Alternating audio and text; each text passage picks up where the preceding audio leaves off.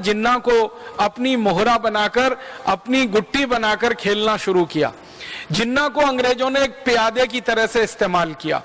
शतरंज का जो खेल होता है ना, उसमें कुछ प्यादे होते हैं, वैसे ही जिन्ना अंग्रेजों का प्यादा बना। और जिन्ना के पीछे अंग्रेज तब से लगे हुए थे जब मोहम्मद अली जिन्ना लंदन में वकालत पढ़ने के लिए गया था। बैरिस्टर हुआ था वो, लंदन से उसने पढ़ाई की थी, तब से अंग्रेजों ने जिन्ना को देख रखा था। और जब वो भारत लौटा तो सब तरह का सहयोग करके जिन्ना की एक पार्टी खड़ी की जिसका नाम मुस्लिम लीग पड़ा। ये मुस्लिम लीग को बनाने के लिए सारा पैसा अंग्रेजों ने दिया जिन्ना को। और न सिर्फ पैसा दिया बल्कि अंग्रेजों ने अपने अखबारों में मुस्लिम लीग के बारे में चर्चा और बखान करवाना शुरू किया। अंग्रेजों के जो अखबार निकला करते थे इस भारत देश में, जिन्ना की पार्टी के बारे में खूब बड़ी बड़ी खबरें छपती थी। छोटा सा कोई कार्यक्रम जिन्ना की पार्टी करे तो अंग्रेजों के अखबार में मुख्य पृष्ठ पर उसका समाचार छपता था। और इस तरह से जिन्ना को हवा भरी अंग्रेजों ने, और धीरे धीरे तैयार किया कि तुम तो अलग देश मांगो पाकिस्तान, भारत में रहने की तुम्हें कोई जरूरत नहीं है। और इस तरह से जिन्ना ने पाकिस्तान की मांग करना शुरू किया। लेकिन भला हो भारत के मुसलमानों का, उन्होंने जिन्ना का समर्थन नहीं किया। फिर धीरे धीरे अंग्रेजों ने कुछ मुसलमानों को, बंगाल के कुछ मुसलमानों को और खासकर बिहार के कुछ मुसलमानों को जो जिन्ना के साथ थे, पैसे देकर, फंड देकर, रिश्वत देकर, लालच देकर, घूस देकर तैयार करवाना शुरू किया कि तुम भी पाकिस्तान मांगो। तो बंगाल में एक नेता निकल आया, उसका नाम था सोहरावर्दी, और वो जिन्ना के साथ मिलकर एक दूसरा नेता बना जिसने कहा मुझे पाकिस्तान चाहिए, हमें पाकिस्तान चाहिए, हमें संप्रदाय के आधार पर बंटवारा चाहिए। तो इस तरह से पाकिस्तान की मांग 1937 के बाद इस देश में खड़ी की गई। अंग्रेजों की पूरी ताकत उसमें लगी, पैसा लगा, उनकी शक्ति लगी, उनकी अकल लगी, उनकी बुद्धि लगी, और इस तरह से ये बात बढ़ती चली गई। बाद में क्या हुआ, 1942 में अंग्रेजों ने दूसरे विश्व युद्ध में जब उनकी बहुत बुरी हालत हो गई, दूसरा विश्व युद्ध 1939 से शुरू हो गया था और जर्मनी ने अंग्रेजों की कमर तोड़ दी थी। उस समय जर्मनी का जो हिटलर था उसने अंग्रेजों को इतना मारा था, इतना पीटा था कि हाल खराब हो गया था इनका। बम गिराए थे इतने पूरे इंग्लैंड पर कि लाखों लोग मर गए थे, और यूरोप के और देश जो अंग्रेजों को मदद कर रहे थे वो भी पिट गए थे। तो अंग्रेजों की 1942 तक हालत बहुत खराब हो गई। तो अंग्रेजों ने परोक्ष रूप से ये कहना शुरू कर दिया कि शायद अब भारत में वो ज्यादा दिन नहीं रह पाएंगे या भारत में ज्यादा शासन नहीं कर पाएंगे। और 1945 में जब दूसरा विश्व युद्ध खत्म हो गया और अंग्रेजों की अर्थव्यवस्था पूरी तरह से ध्वस्त हो गई, तब तो अंग्रेजों ने खुलकर कहना शुरू कर दिया कि अब भारत छोड़कर वो चले जाएंगे। और 1946 में बाकायदा उसकी घोषणा हो गई और 47 में 15 अगस्त को वो चले गए। लेकिन जब 42 से अंग्रेजों का ये मन बन गया कि उनको भारत से चले जाना है, छोड़ देना है, तो उन्होंने भारत के नेताओं से बिना बताए हुए ट्रांसफर ऑफ पावर की बात करना शुरू किया। और उन नेताओं में बहुत महत्वपूर्ण उनके लिए जिन्ना था। और जिन्ना को फिर से उन्होंने यही बात समझाना कि अलग पाकिस्तान ले लो, अलग देश ले लो, तुम प्रधानमंत्री हो जाओगे, तुम ऐसे हो जाओगे, और ये सब चलना हो गया और आगे ये बढ़ता चला गया। अंत में ये हुआ, महात्मा गांधी एक बड़े नेता थे उस समय आजादी के आंदोलन के, उन्होंने एक संकल्प ले रखा था, वो ये कि भारत का बंटवारा होगा नहीं किसी भी कीमत पर। और महात्मा गांधी ने पूरे देश में ये ऐलान कर दिया था कि भारत बटेगा नहीं, भारत एक रहेगा, अखंड रहेगा। अगर भारत का बंटवारा कोई करना चाहता है तो उसको दिन में सपने देखना बंद कर देना चाहिए, मैं होने नहीं दूंगा। और एक दिन तो इतनी कठोर बात कही उन्होंने कि भारत का बंटवारा बाद में होगा, पहले मैं मरूंगा और मेरी लाश पे भारत का बंटवारा होगा। तो गांधी जी ने यह ऐलान कर रखा था। और आपको शायद मालूम है ये बात कि भारत के करोड़ों नागरिक गांधी जी के साथ थे। तो करोड़ों लोग भी गांधी जी के संकल्प के साथ थे, हिंदू हो, मुसलमान हो, सब लोग गांधी जी के साथ कहते थे कि हमें भी भारत का बंटवारा नहीं कराना है। तो माउंटबेटन नाम का एक आदमी भेजा गया इंग्लैंड से, और उसको इसलिए भेजा गया कि वो जाकर भारत का बंटवारा कराने में मदद करे।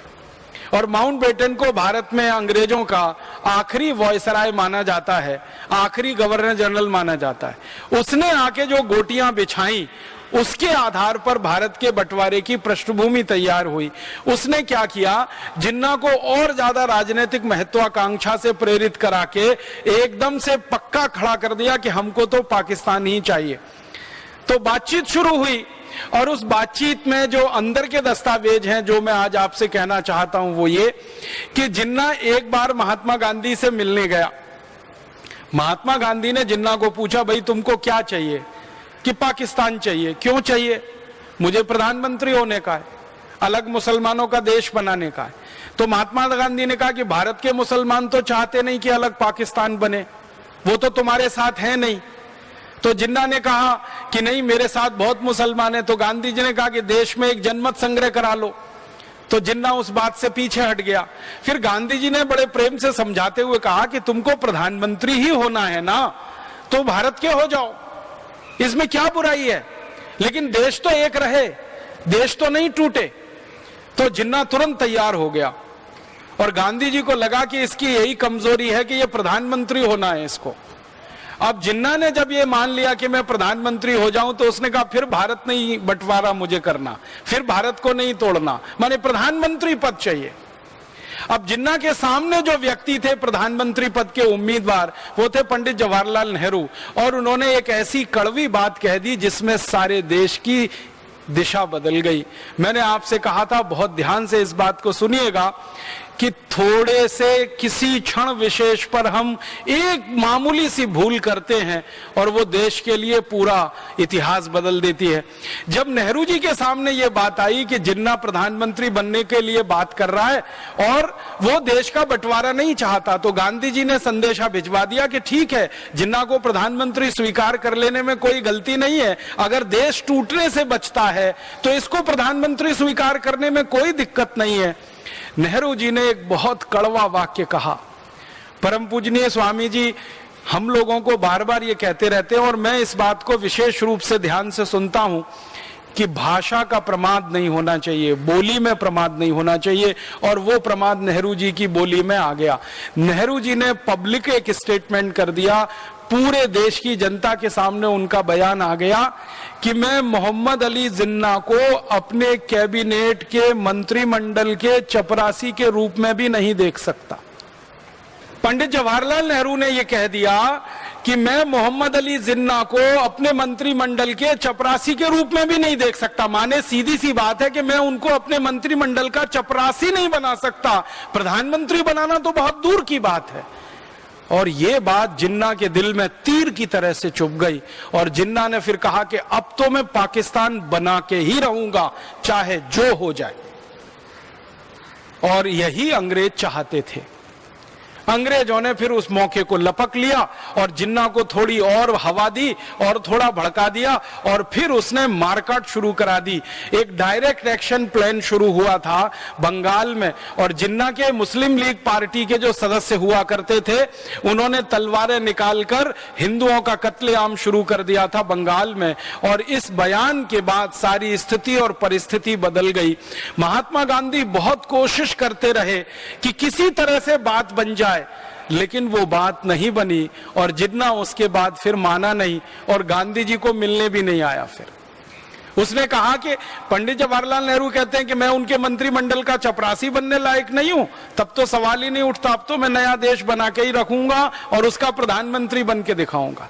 अच्छा, जिन्ना का जो एक डॉक्टर था जो उसका इलाज करता था, उस डॉक्टर ने कोई सूचनाएं लोगों को भिजवाई थी, और कांग्रेस के कई बड़े नेताओं को यह जानकारी दी थी कि ये जिन्ना ज्यादा दिन का मेहमान नहीं है, इसको बोन टीबी हो गई है, ये 2-4-6 महीने जिंदा रहेगा, उसके बाद मर जाएगा, इसको प्रधानमंत्री अगर बनाना है तो बन लेने दो, देश तो एक रहेगा, बंटवारा नहीं होगा।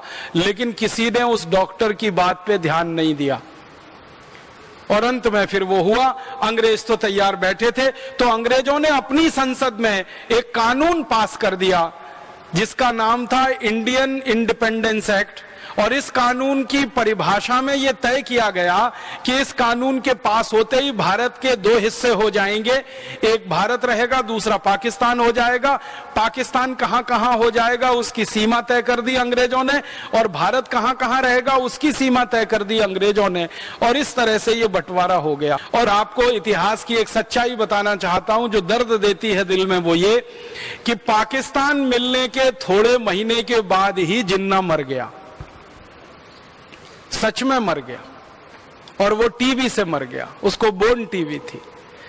तो बार बार उसके डॉक्टर की बात याद आती है कि उसका डॉक्टर ये कहा करता था कि ये 5-6 महीने का मेहमान है, इसको बन लेने दो प्रधानमंत्री, बाकी तो फिर पूरा देश हमारा ही है। लेकिन किसी ने उस डॉक्टर की बात को गंभीरता से नहीं लिया। अगर ले लिया होता तो भारत की ये ऐतिहासिक गलती हमसे नहीं हुई होती, और पाकिस्तान नाम का देश अलग नहीं हुआ होता, और ये भारत एक अखंड देश रहता। अब उसके बाद क्या हुआ कि जिन्ना तो मर गया, और मरने के बाद फिर पाकिस्तान का जो हाल हुआ वो आपकी आंखों के सामने है। उसमें मैं विस्तार में नहीं जाना चाहता, क्योंकि पाकिस्तान के आंतरिक मामले में मैं दखल नहीं देना चाहता। लेकिन जितना मामला भारत से जुड़ा हुआ है वो ये है। अब इस मामले का अंतिम जो वो निकला सच बन के सामने कि बंटवारा हुआ भारत पाकिस्तान, तो मुसलमानों को पाकिस्तान जाना है और हिंदुओं को पाकिस्तान से भारत आना है। बहुत सारे मुसलमानों ने पाकिस्तान जाने से मना कर दिया, और बहुत सारे हिंदुओं ने पाकिस्तान से भारत में आने को मना कर दिया। तो फिर मारकाट शुरू हुई, और सारी दुनिया का इतिहास इस बात का गवाह है कि एक देश के दो टुकड़े हुए तो इतने लाख लोगों की मारकाट कभी किसी देश में नहीं हुई जो भारत में हुई। भारत और पाकिस्तान के बनने पर लाखों लोगों का कत्लेआम हुआ है, उसके सही सही आंकड़े नहीं मिलते। पाकिस्तान के आने वाले और भारत से पाकिस्तान जाने वाले लाखों लोगों का कत्लेआम हुआ, लाखों मां बहन बेटियों की इज्जत लूटी गई, लाखों छोटे छोटे बच्चों का कत्लेआम किया गया।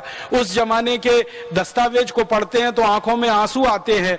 भर भर के गाड़ियों में, ट्रेनों में, बसों में, बैलगाड़ी में, घोड़ा गाड़ी में, खच्चर में लोग ढेर के ढेर इधर से उधर, उधर से इधर जाते थे।